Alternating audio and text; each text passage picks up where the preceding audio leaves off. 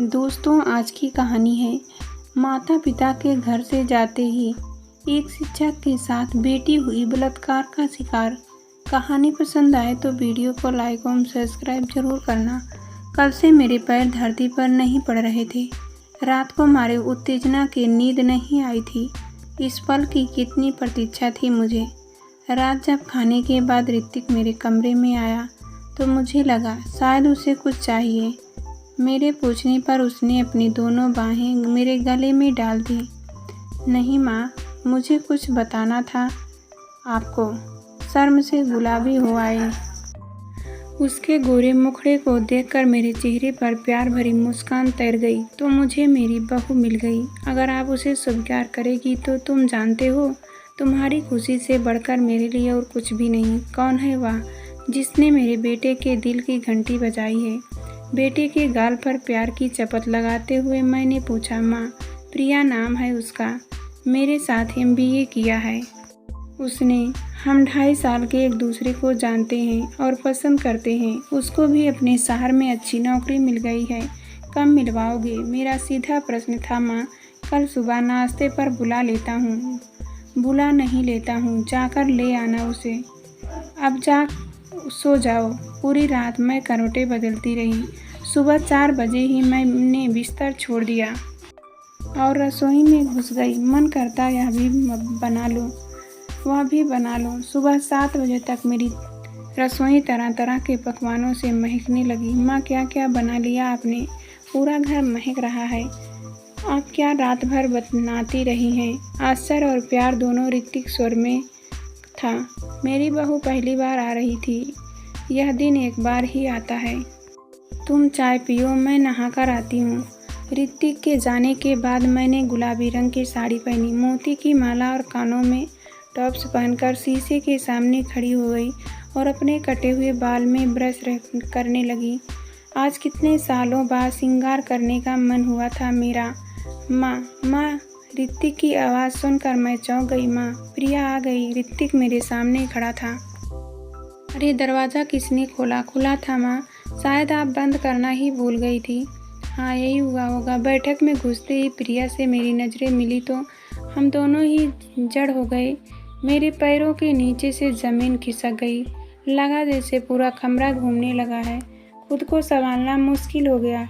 ऋतिक ने सहारा देकर मुझे बिठाया। माँ, क्या हुआ आपको? मैं चेतना शून्य होती जा रही थी। बंद होती आंखों से देखा, ऋतिक और प्रिया दोनों मेरे ऊपर झुके हुए थे और मुझे पुकार रहे थे। मुझे उनकी आवाज़ें दूर से आती प्रतीत हो रही थी। जब होश आया तो देखा मैं अपने पलंग पर लेटी हुई थी। ऋतिक और प्रिया के साथ साथ डॉक्टर रजत भी मेरे कमरे में बैठे हुए थे। माँ, क्या हुआ आपको? परेशान ऋतिक की आंखें डबडबाई हुई थी। मेरा हाथ उसके हाथ में था। बेटा, मैं ठीक हूँ। डॉक्टर रागिनी, आप दोस्तों को तो डॉक्टर मानती ही नहीं है। मैंने कितनी दफ़ा आपसे कहा कि थोड़ा अपनी सेहत का भी ध्यान रखिए, मगर डॉक्टर रजत फिर से उठकर डॉक्टर रागिनी का ब्लड प्रेशर नापने लगे। मम्मी की तबीयत खराब चल रही थी। पर अंकल, मम्मी ने तो कुछ भी नहीं बताया कभी। क्या हुआ है उन्हें? ऋतिक परेशान हो उठा। कुछ भी नहीं बेटा, तुम्हारे रजत अंकल ऐसे ही बोलते रहते हैं। मैंने बेटे का हाथ स्नेह से दबाते हुए कहा।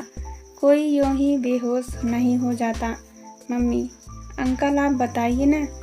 ऋतिक बहुत परेशान था और इस परेशानी में प्रिया को भी भूल गया था, जो पास ही चुपचाप बैठी हुई थी और मुश्किल से अपने आंसुओं को संभाले थी।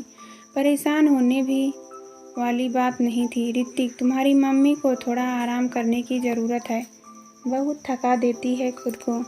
वैसे पूरा चेकअप करा लेना हमेशा अच्छा होता है। मैंने कुछ टेस्ट लिख दिए हैं, करा लेना। इतना ब्लड प्रेशर बढ़ना ठीक बात नहीं है। ऋतिक की पीठ थपथपाकर रजत बोले। जी अंकल। अच्छा, आप सब कंट्रोल में है। माँ को आराम करने दो, परेशान मत हो। मैं चलता हूँ। वैसे अब ज़रूरत नहीं पड़ेगी, पर मैं एक फ़ोन कॉल की ही दूरी पर हूँ। उठते हुए डॉक्टर रजत बोले। अरे अंकल, चाय। मम्मी को ठीक नहीं होने दो, फिर साथ में पीते हैं। प्रिया, मम्मी का ध्यान रखना। मैं अंकल को छोड़कर आता हूँ, कहते हुए ऋतिक कमरे से बाहर चला गया। सॉरी आंटी, मुझे बिल्कुल नहीं पता था कि ऋतिक आपका बेटा है। उसकी आंखें अब बरसने लगी थी। प्रिया मेरे पास आओ।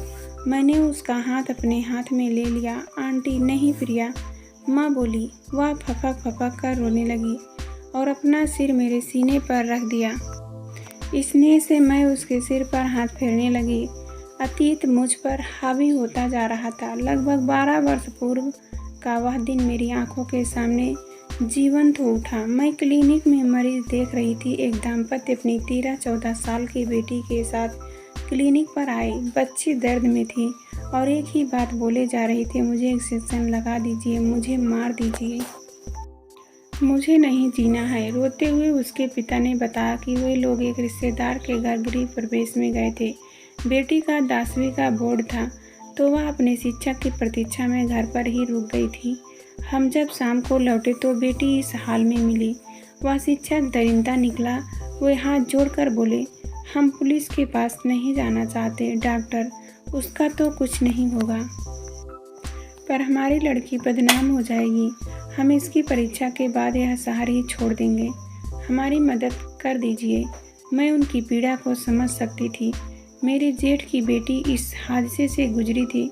जेठ जी स्वयं पुलिस में थे, पर क्या लाभ हुआ। पुलिस, कोर्ट कचहरी, इन सब का तनाव और समाज की हिकारत भरी नज़र वह बेचारी नहीं झेल पाई और साल पूरा होते होते पंखे से लटक कर मर गई।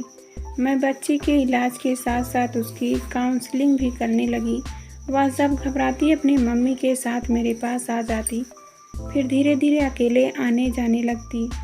दूसरे शहर जाकर भी वह फ़ोन से संपर्क में रही। एक दिन मैंने उससे कहा, देखो बेटा, तुम 12वीं में आ गई हो और अब पूरी तरह से ठीक हो गई हो। तुम्हारे लिए ज़रूरी है कि तुम इस घटना को भूल जाओ। इसके लिए तुम्हें भी भूलना होगा और मुझे भी। आपको कैसे भूल सकती हूँ मैं? मेरी माँ ने मुझे जन्म दिया है, पर यह नई ज़िंदगी आपकी दी हुई है। वह कांपती हुई आवाज़ में बोली, माँ कह रही हो तो माँ की बात मानो। सब कुछ भूलकर एक नई ज़िंदगी जियो। जब शादी करोगी तो मुझे ज़रूर बताना। मैं आऊँगी शादी में।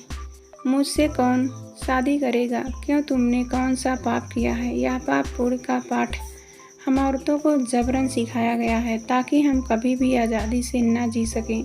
तुम शादी करोगी और एक आम जिंदगी जियोगी। बस इस दुर्घटना का जिक्र किसी से कभी नहीं करना। मैंने अपनी मेडिकल फाइल में भी तुम्हारा असली नाम नहीं लिखा है। उसमें तुम छाया हो। तुम अपने असली नाम के साथ आराम से जियो। मगर 8 साल के लंबे अंतराल के बाद जब अचानक वही छाया प्रिया के रूप में मेरे सामने थी। बेटे की आवाज़ से मैं वापस वर्तमान में लौट आई। माँ, इसे क्या हुआ? डर गई है? प्रिया के सिर पर हाथ फेरते हुए मैंने जवाब दिया, इसी की वजह से तो आप इतना थकी। प्रिया की ओर देखते हुए ऋतिक बोला। प्रिया सिर उठाकर अपलक ऋतिक को देख रही थी। जब तुम्हारी सजाया है प्रिया को, अब तुम माँ के लिए चाय बना कर लाओ और जो बचे उसमें से थोड़ी सी मुझे भी दे देना। कमरे का वातावरण थोड़ा हल्का हो गया। तकिए की टेक के सहारे दोनों ने मुझे बैठा दिया। चाय पीते हुए मैंने प्रिया की ओर देखा और बोली, प्रिया, चाय तो तुमने अच्छी बनाई है। चलो, रसोई में तुम पास हो गई, पर अभी तुम्हारी परीक्षा बाकी है। मेरी बहू बनने के लिए तुम्हें एक परीक्षा और पास करनी होगी। प्रिया और ऋतिक दोनों एक दूसरे को देखने लगे। हिचकता हुआ ऋतिक बोला, माँ, तुम्हें कोई इतराज़ है क्या?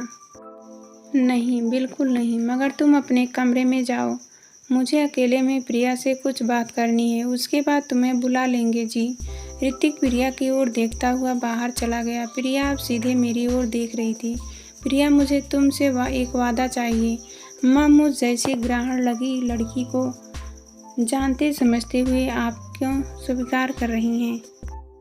आप मना भी तो कर सकती हैं। क्यों मना करूँगी? तुम्हारी जैसी कोमल हृदय वाली बेटी मेरी बहू बने, यही तो हमेशा चाहा है मैंने। तुम्हारे साथ से ही मेरे बेटे की खुशियाँ हैं।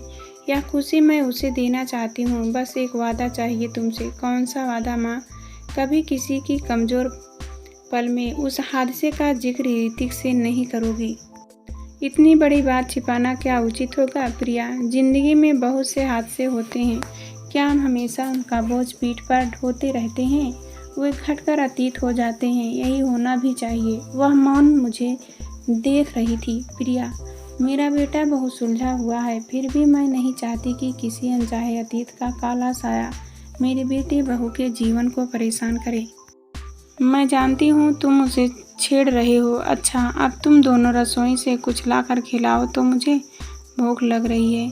उठते हुए प्रिया बोली, मैं लाती हूँ माँ। और हाँ प्रिया, अपने मम्मी पापा से बोलना मुझसे जल्दी आकर मिले और उन्हें यह भी बता देना कि मुझे शादी की जल्दी है।